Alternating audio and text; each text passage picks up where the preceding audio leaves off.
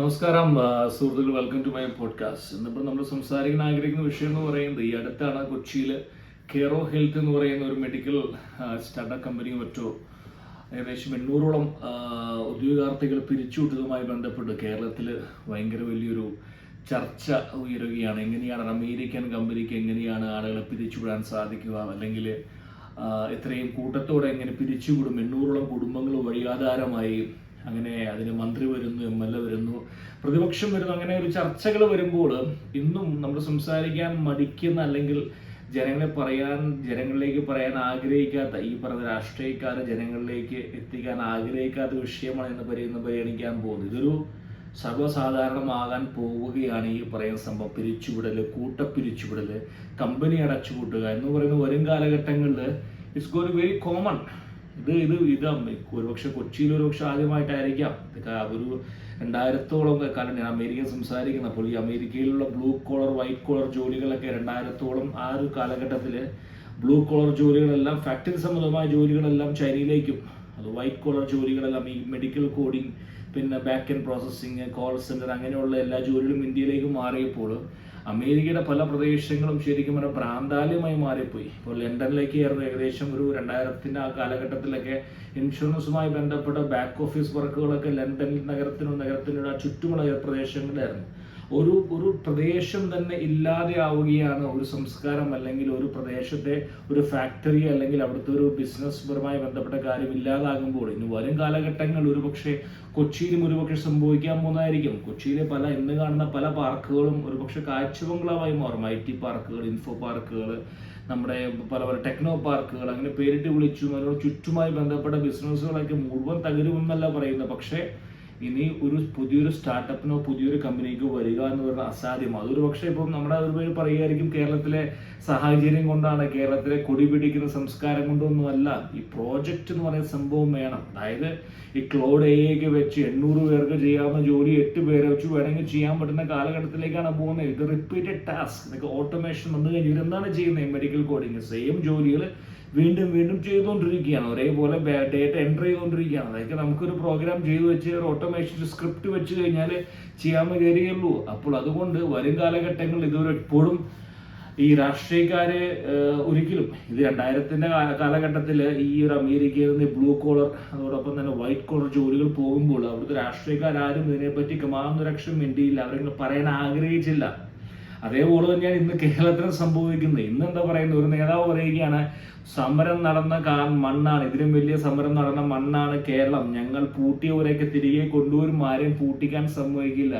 Project ഇല്ലെങ്കിൽ കമ്പനികൾ എങ്ങനെ ശമ്പളം കൊടുക്കും? കാരണം അവർക്ക് ലോസ്റ്റ് കോൺട്രാക്ട് ഇല്ലാതായി മാറി. കാരണം ഏതെങ്കിലും ഒരു അമേരിക്കൻ കമ്പനിയുമായിട്ട് അല്ലെങ്കിൽ യൂറോപ്യൻ കമ്പനിയുമായിട്ടായിരിക്കും ധാരണ. കാരണം ആ പറയുന്ന മെഡിക്കൽ ക്ലെയിംസ് പറയുന്ന ഏതെങ്കിലും ഒരു ഇൻഷുറൻസ് കമ്പനിയുടെ ബാക്ക് എൻഡ് പ്രോസസ്സിംഗ് ആണ് നടക്കുന്നത്, ഈ പറഞ്ഞ കെയർ ഓഫ് ഹെൽത്ത്. പെട്ടെന്ന് തന്നെ ആ കമ്പനി വന്ന് പറയുകയാണ്, ഞങ്ങൾക്ക് സേവനം ആവശ്യമില്ല, കാരണം ഞങ്ങൾക്കൊരു പക്ഷേ ഇതിനും വില കുറഞ്ഞ ഏതെങ്കിലും, ഇപ്പം ആഫ്രിക്കൻ രാജ്യങ്ങളായാൽ പോലും തായ്ലൻഡ്, വിയറ്റ്നാം, പല ഫിലിപ്പീൻസ്, അതോടൊപ്പം തന്നെ പല യൂറോപ്യൻ രാജ്യങ്ങളായ ലിറ്റ്വിയ, അങ്ങനെ മാൾട്ട, പല രാജ്യങ്ങളിലൊക്കെ ഒരുപക്ഷെ നമ്മളെക്കാളും ചീപ്പായിട്ട് ലേബറിനെ കിട്ടുന്ന ഒരു കാലഘട്ടമാണ്. അപ്പോൾ ഒരുപക്ഷെ അവർ അങ്ങോട്ട് പോയിരിക്കാം. സിമ്പിൾ എന്ന് പറയുന്നത് ശമ്പളം കൊടുക്കാനില്ല, അടച്ചു കൂട്ടി. ഇവിടെ കടന്നുകൊണ്ട് ലേബർ കമ്മീഷൻ ഓഫീസിന്റെ മുമ്പിൽ പോയി കൊടി പിടിച്ചൊന്നും ഒരു കാര്യമായില്ല. ഒരാളും നോബഡി ഗോൺ ടെൽ യു, രാഷ്ട്രീയക്കാരോ അല്ലെങ്കിൽ ഒരാളുകളും നിങ്ങളൊന്നും പറയാൻ പോവുകയില്ല. കാലം മാറുകയാണ്. അതായത് ഒരു ശരാശരി ഡിഗ്രി എടുത്തതിന് ശേഷം ഒരു ചെറിയ ജോലി സംഘടിപ്പിച്ചുകൊണ്ട് അവിടെ ജീവിതകാലം മുഴുവൻ ആ ജോലിയുമായി ബന്ധപ്പെട്ട് ഇരുന്ന് പോകാം എന്നുള്ള ചിന്ത നിങ്ങൾക്കുണ്ടെങ്കിൽ അത് വെറും തെറ്റിദ്ധാരണയാണ്. കാലഘട്ടം മാറുകയും ശരിയാണ്. നല്ല ശമ്പളമായിരുന്നു, 10-9,000 കിട്ടുമായിരുന്നു ഈ പറയുന്ന കൊച്ചിയിലെ കെയർ ഓഫ് ഹെൽത്തുമായി ബന്ധപ്പെട്ട്. കുട്ടികളാണ് ആഗ്രഹിച്ചു കാണുമായിരിക്കും, എന്നും ഈ ശമ്പളം കിട്ടും, ഈ സൗകര്യങ്ങൾ കിട്ടും, ഞങ്ങൾക്ക് എന്നും. അത് ഇനി വരുന്ന കാലഘട്ടത്തിൽ പ്രതീക്ഷിക്കുക വേണ്ട, മാറ്റങ്ങൾ വരും. എത്ര പെട്ടെന്നാണ് മാറ്റങ്ങൾ വന്നു പോകുന്നത്. കാരണം ഈ ഒരു മാറ്റം താങ്ങാൻ കൊച്ചിക്കാകുമോ? ഇനി വരുന്ന കാലഘട്ടങ്ങളിൽ ഒരുപാട് കമ്പനികൾ അടച്ചുപൂട്ടുന്ന സമയത്തേക്കാണ് പോകുന്നത്. എന്തൊക്കെ മേഖലയുടെ സർവീസുമായി ബന്ധപ്പെട്ട് ഹ്യൂമൻ എലമെന്റ് ഉള്ള എവിടേക്കാണോ അവിടെ എല്ലാം പ്രശ്നങ്ങൾ വരും. അപ്പോൾ വരാൻ പോകുന്ന അമേരിക്കയിലും ലണ്ടനിലും സംഭവിച്ചെന്ന് വെച്ചാൽ ഈ ജോലികൾ പോയപ്പോൾ ഈ പറയുന്ന കമേഴ്ഷ്യൽ ഹബ്ബായിരിക്കുന്ന ഏരിയയിൽ നിന്ന് കോൺട്രാക്റ്റുകളും ഫാക്ടറികളും മാറിയപ്പോൾ അതൊരു ഭ്രാന്താലയമായി, അതൊരു ഡ്രഗ് സിറ്റിയായി മാറി. കാരണം ആളുകൾക്ക് ദ ലോസ്റ്റ്, അവർക്ക് ഹോപ്പ് ഇല്ലാതെ പോയി. അപ്പോൾ അതുകൊണ്ട് ഒരുപക്ഷെ ആ ഒരു സ്ഥിതിയിലേക്ക് എത്താതിരിക്കട്ടെ. ഇതിന് സൊല്യൂഷൻ എന്ന് പറയുന്നത് പ്രത്യേകിച്ചൊന്നുമില്ല. നമുക്ക് മനസ്സിലാക്കിയേ പറ്റൂ, കാലം മാറിക്കൊണ്ടിരിക്കുകയാണ്. നിങ്ങൾ ഒരുപക്ഷെ നിങ്ങളുടെ ജോലി റിപ്പീറ്റീവ് ടാസ്ക് ആണ് നിങ്ങൾ ചെയ്യുന്നത്. നിങ്ങൾ ചെയ്ത് ഒരേ ജോലിയാണ് ഡെയിലി ചെയ്യുന്നതെങ്കിൽ വെരി ഗുഡ് ചാൻസ് ഒരുപക്ഷെ വരും കാലഘട്ടങ്ങളിൽ നിങ്ങളെല്ലാം, ഞാനടക്കം പോലും പറയുകയാണ്, ആരുടെയും ജോലികൾ പോലും ഒരുപക്ഷെ സുരക്ഷിതമല്ലാത്ത കാലഘട്ടത്തിലേക്കാണ് നമ്മൾ കടന്നുകൊണ്ടിരിക്കുന്നത്.